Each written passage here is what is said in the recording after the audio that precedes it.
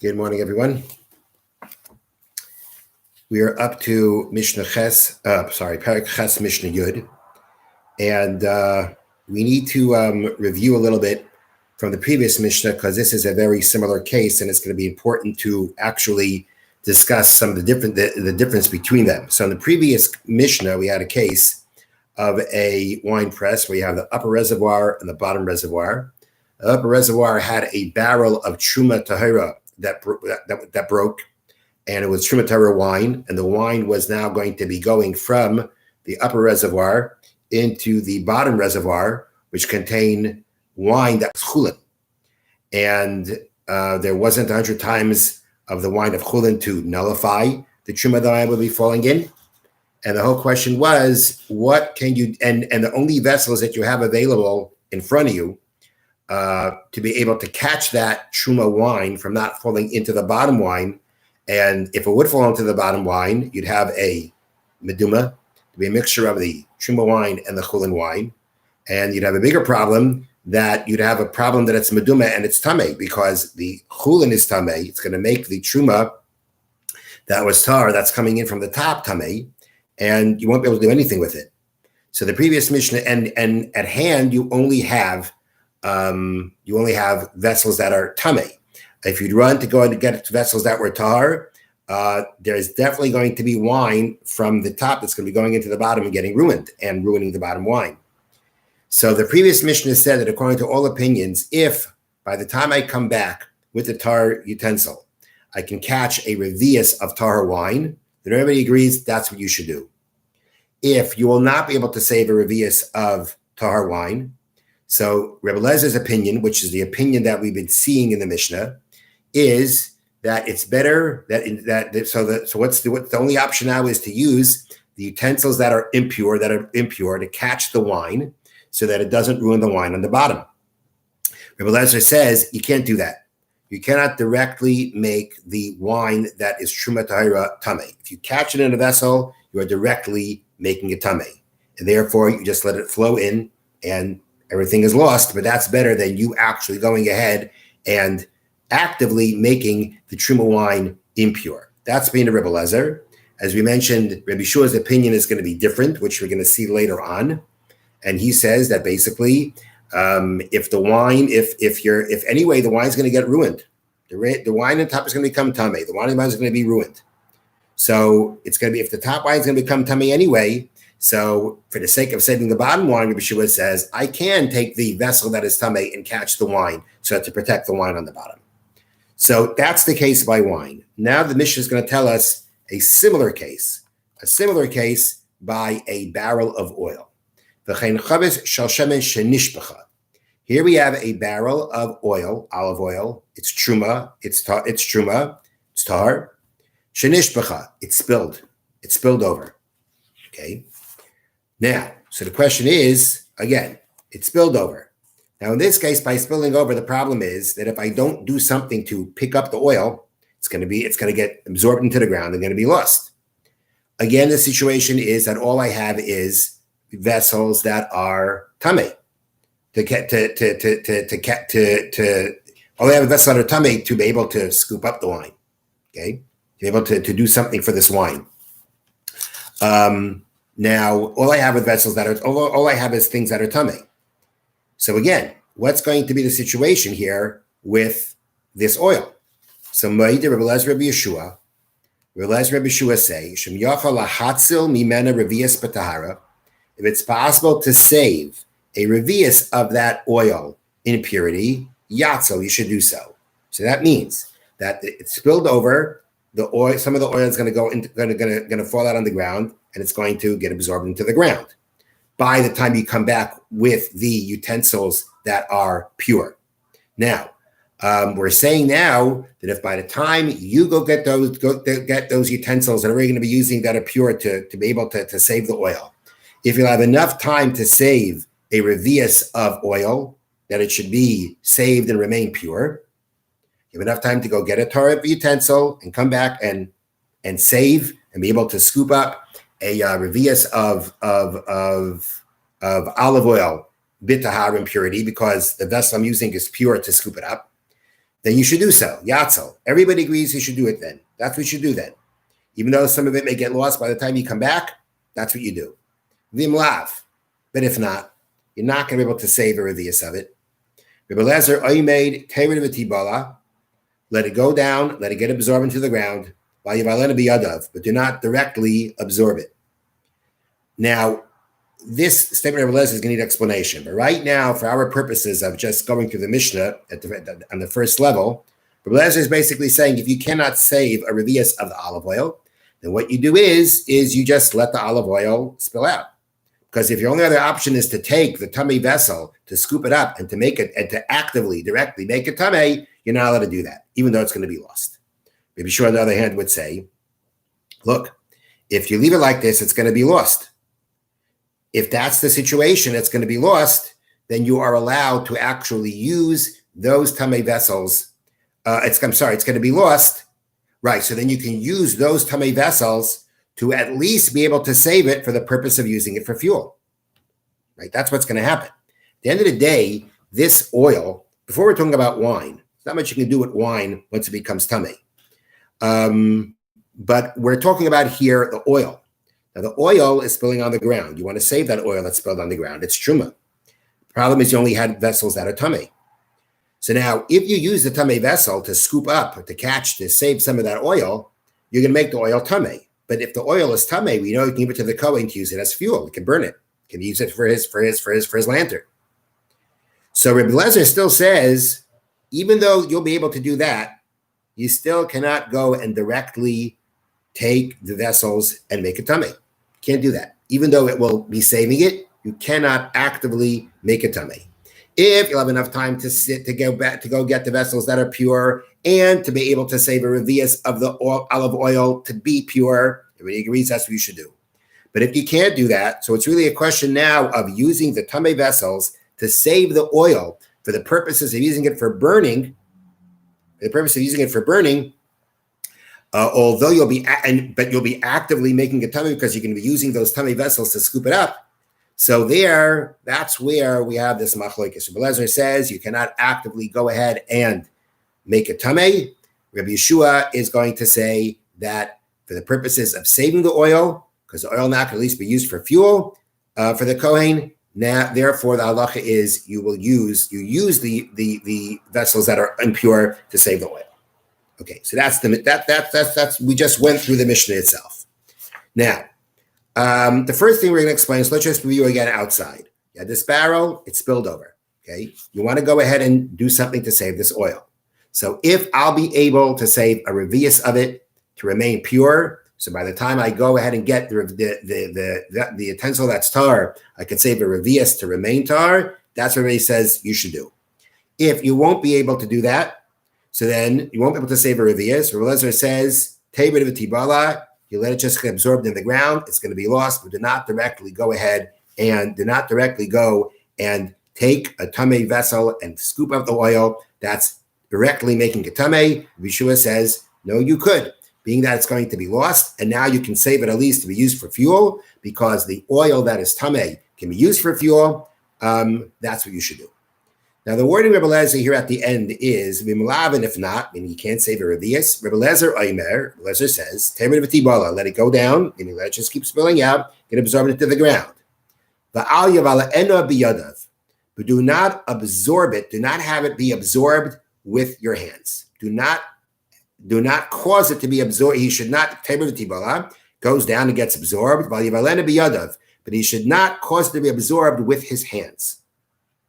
Now that wording is puzzling, because if you take a literal, it's saying like this: let it flow into the ground, let it be absorbed, but don't absorb it into the ground with your hands. It's telling you don't do that. Don't go ahead and take the oil and absorb it directly with your hands into the ground. Let it just happen on its own. Now, the truth is that you should not go ahead and take your hands and absorb it into the ground directly, because that's called ruining. That's called ruining truma. This oil is truma. You're basically ruining it actively. You're pushing it into the ground.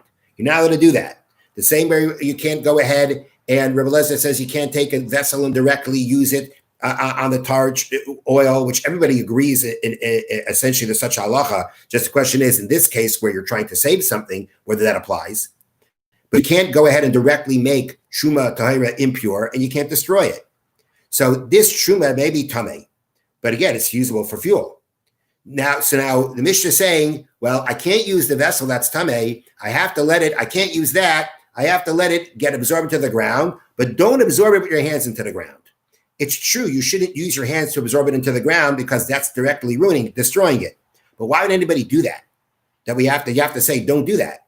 The Mishnah should say, let it go, then it'll be absorbed, and don't make it tamei, like the wording that was used in the previous Mishnah, and don't make it tamei with your hands. That is a way of saying, don't directly make it tamei by using the utensils that are impure. But this wording that says, don't make it be absorbed with your hands, why would anybody do that? So one explanation that's given to this wording is that it doesn't mean you have to translate it as you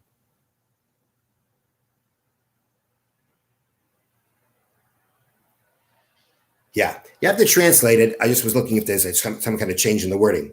It means to say like this. It means to say when it says don't absorb it with your hands, it means don't absorb it with the action of your hands. That means is that when we're talking about when this oil that's spilling out, how are you gonna save it? What do you do with it? Now you could use maybe some kind of a utensil that scoops it up. That's what I keep saying. But another way of doing it is you can use rags. You use the rags to absorb the oil, and then you squeeze the oil out of it. Now, if those rags are impure, which can happen, so that's our discussion of our Mishnah. So if the rags that I have are impure, Rebbe Lezer says, don't use those rags. Now, actually, the way the Tiferes Yisrael, this Tiferes explanation, the way he talks about the rags is he doesn't necessarily say the rags are tamei, but he says the problem is your hands may be tamei. You cannot touch truma without washing your hands. Your hands, regular hands, hands that you haven't necessarily been washing to make sure that they're tar, stam yadayim that they're called, will make truma impure. Therefore, before you touch truma, you have to wash your hands like we washed before we eat bread. You have to wash your hands. Now, the issue here is that you're going to use those rags and your hands are tamei. Now, as your hands are tamei, using those rags to scoop to absorb the oil, your hands are going to touch the oil and make it tamei. So that's what it means here. Let it go down and be absorbed, but don't absorb it with your hands means don't use a rag to go ahead and absorb it with your hands that are tamei. Your stam hands, your hands that are regular hands. So you haven't been typically a person not washing his hands to make sure they don't become tamei unless he washes them. So therefore, we're saying, Rebbe Lezer is saying, the other option would be take the rags with your hands that are tamei and go ahead and absorb it. Now your hands, the problem is though that when you're actively absorbing it with the rag, you're touching and you're going to be touching the oil, you're making it impure. So even though I could use that oil for burning purposes for the Kohen can use it for burning purposes, Lezer's of the opinion, I cannot actively make it tamei. And therefore, he says, let it be absorbed. Don't absorb it with your hands. Doesn't mean to absorb it into the ground with your hands, but it means don't absorb it with a rag with your hands. Because since your hands are tamei, you're going to be actively making the oil tamei, and you cannot do that even for the purpose of saving it. Okay, that's the explanation of Rebbe Lezer's words. One last thing that we need to discuss about the Mishnah is a very interesting point, about the case we have in this Mishnah, the case in the Mishnah before. Our case we just read was a barrel of olive oil, truma olive oil, it's tipped over, it's spilled over, and it's going to spill out, get absorbed into the ground. Can you save it? The previous Mishnah's case was a different case. Previous Mishnah case was where you had a barrel of wine that's truma in the upper reservoir. It broke, and it was now going to flow down into the bottom reservoir that had wine that was impure. And now by the wine, that's the Truma Tahira wine, is going to go in and get mixed into the wine on the bottom. It's going to become tamei. I'm not going to have anything to do with it, right? So everything's going to be ruined because the bottom, don't have 100 times more on the bottom to nullify it. So now everything on the bottom is going to be ruined. It's going to be useless. Can't give it to the Kohen. What's the Kohen going to do with it? So that's what the discussion now revolves around. If I can have enough time to get a tar utensil and save a revius of it, we say that's what you do. If you can't, then there we have the machlokes of Rabbi Yeshua. Our Mishnah didn't say the case like that. Didn't have a case where you had upper reservoir and a bottom reservoir of the olive press, and you had a barrel on top of shemen of olive oil that was truma tahira, and it broke, and it's going into the bottom. The bottom reservoir has olive oil that's tamei. We have a different case than the case before. Why is that? And the commentaries explain that it's because in our case, if you would have that case where you have the oil on top and the oil on the bottom, and the oil on top is tar, on the bottom is tamei, the oil on top is going into the oil on the bottom and becoming tamei. Okay, and not only making tamei, making it meduma. I have a mixture of chulin and truma. Not only that, I have truma that's impure. The thing is, though, is that in this case, if I have this olive oil that's meduma, I have what to do with it. I can give it to the Kohen and he can use it for fuel. Because olive oil that's tamei can be used for fuel. It's usable as fuel, and halachically, the Kohen's allowed to go in and use it as fuel. So I don't really have if the setup of the oil is like that, I don't have the same circumstances before by the wine. By the wine, when the oil comes, when the wine when the truma tahara wine mixes into the wine in the bottom, that's chulin, that's tamei, it's going to be ruined. There's nothing I can do with it. That's where Yeshua says, well, if it's going to be ruined, and anyway it's going to become tamei, use the tamei vessel to catch the wine that's coming in and save the wine on the bottom. Okay? But here he wouldn't say that. Because here, if it comes down, if it flows down into the olive, if the case here was where we have the olive oil that's truma tahara on the top and the olive oil of chulin that's tamei on the bottom, Yeshua wouldn't make that argument and say, well, I go ahead and use the kalim that are impure to save it. I don't really have to save it. The loss isn't that great. It can be used for fuel. If the case were to been where we had oil on top and oil on the bottom, and the oil on top is flowing into the bottom, and it's going to be meduma, and it's going to go in and it's going to be impure, it's not as big a deal as by the wine because I can still give it to the Kohen to use as fuel. And therefore, Yeshua wouldn't say in that kind of case that if I can't save, Yeshua wouldn't say that if I can't save a revius of it tahara, so now I can use the vessels that are tamei. He wouldn't say that because there's not such a loss to be able to in the mixture on the bottom to say that you should actively make the shemen that's tahara impure, because let it go ahead and come in. Don't actively make it impure. Let it flow into the bottom reservoir. Let it become meduma. Let it be meduma that's tamei. But you give it to the Kohen for fuel. It'll work. And therefore, the Mishnah didn't want to use that case, because in that case, Rabbi Yeshua wouldn't be saying that you can use the vessels that are impure. Therefore, the case was a case where you had a barrel of olive oil that was truma tahara and it spilled over. So now the option is, again, if I don't have enough time to come back and save a revius of it impurity, the question is, are we going to let it just absorb into the ground and get ruined?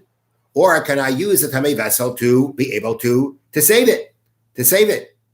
There is where we'll have our argument between Rabbi Lezer and Rabbi Yeshua. Yeshua there is going to say that no, in order to save it from being ruined, I can use the vessels that are impure to be able to save it. I mean, I'll scoop it up with the vessels or with the rags, whatever it is, and then again, it can be used for fuel for the Kohen.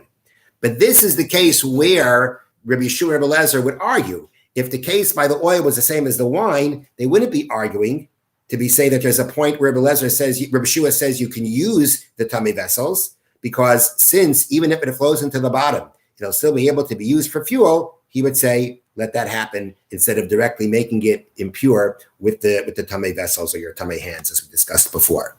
One last thing about this Mishnah, just want to mention, and that is that we said before that in the case where the oil mixes into where the wine on top mixes into the wine on the bottom and it becomes meduma and it becomes impure, there's nothing I can do with it. It's not fuel. Can't use wine for fuel. But what is pointed out in the Yad Avram, the commentary here, is that actually, if it would be older wine, you would have something to do with it because it has a good aroma. So you would sprinkle it around for its aroma.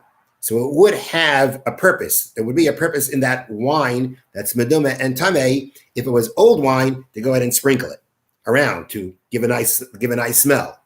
But the Mishnah didn't want to limit itself to that. The Mishnah wanted to talk about a case where it was new wine, and where it's new wine, you don't have that option.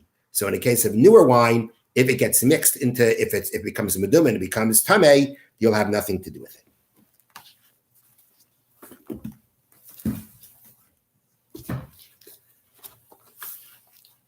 Okay, next mitzvah. Mitzvah leisasa shelo lo'onein. Commandment against, okay, what they translate into English as do not to do conjuring or soothsaying. See what that means. You shall not you should not be ma'onein. Kagoin, for instance, what does onein mean? What does that mean here? Again, here it's with an ayin, onein. Not to do this act of what we call doing onein. Kagoin, for instance. These are people who give seasons and times to say, oh, this is a good time to do this. What am I saying? This season, a chodesh plini, or this month, it's good to do that. In the month of September, it's good to can't think of a good example, but basically it's random. Okay, you're picking a time to say it's random, or the summertime is best to go ahead and do this thing. There's no connection. It's not like, oh, the summertime it's best to plant something, in the springtime it's best to plant something. It's very, very random. Tuesdays. The month of September is good for selling cotton. No connection. Just kind of random, what we call superstitious stuff to say, oh, these times are good for that, even though there's no explanation to it. That's what it means, lo'enein. To either say during a certain season or a month that it's good to do this or that, but for not a good time to sell onions in September. Random, what we call superstitious stuff. But here it's focusing on times or seasons. Anybody